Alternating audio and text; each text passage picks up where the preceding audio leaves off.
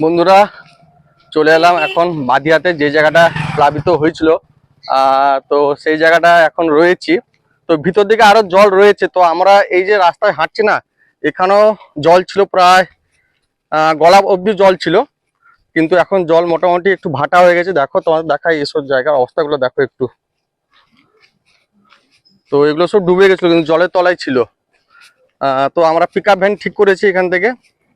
এখানকার দাদারা সব হেল্প করেছেন। আমাদের সামনে পিকআপ ভ্যান গাড়ি দাঁড়িয়েছে, ওইখানে সব মাল লোড করা চলছে। তো সেগুলো নিয়ে যাব আমরা, একদম ভিতর দিকে যাব, তোমার কচুয়ার দিকে যাব। তো এটা হচ্ছে বাদিয়া পড়ছে, বাদিয়ার পর বাখারপুর আছে, কচুয়া আছে। তো সামনের দিকে তোমাদের দেখায় রাস্তার উপর জল কিন্তু রয়েছে। তো এইদিকে দেখো জল জমে রয়েছে।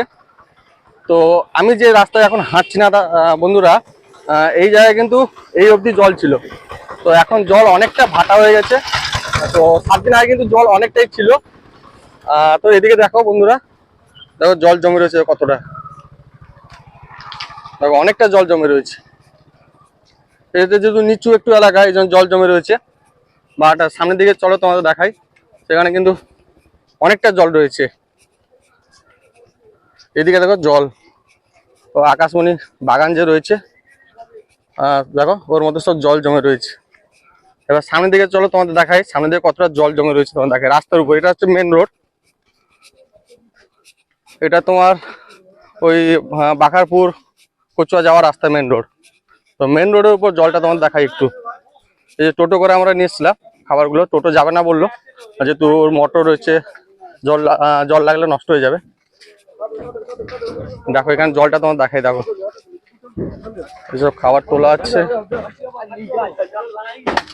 প্যাকেট সব করা হয়েছে, শুকনো খাবার প্যাকেট, মুড়ি, আলু, চানাচুর, বিস্কুট, এগুলো সব রয়েছে।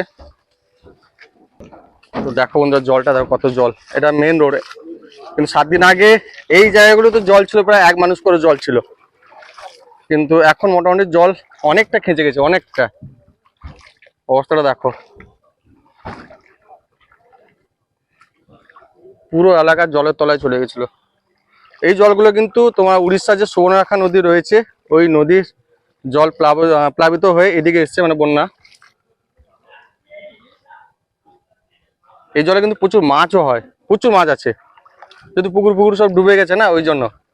তো ফার্স্ট টাইম বন্যাতে এলাম, যেহেতু বন্যা শুনেছি, কখনো দেখিনি, কিন্তু দেখে অবাক লাগছে, সত্যি দুঃখও লাগছে যে কত কষ্টে ওনারা আছেন। তো ভিতর দিকে আরো তো গ্রাম রয়েছে, অনেকটা ভিতর দিকে, তারপর তো উড়িষ্যা রয়েছে।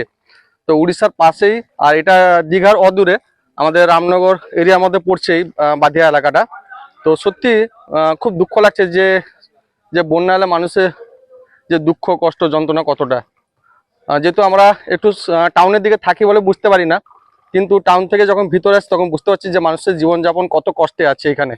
সত্যি না দেখলে তোমরা বুঝতে পারবে না। যারা ত্রাণ দিয়ে ভাবছো বা আসবে ভাবছো, তাদের উদ্দেশ্যে বলতে চাইছি বন্ধুরা, তোমাদেরকেও দিতে চাও, এসে এই কচুয়া বা আরবাটিয়া এইসব জায়গায় এসে যেতে পারো। দেখো এখানে বুজবুজ করছে, কিছুটা আছে হয়তো, বুজবুজ করছে।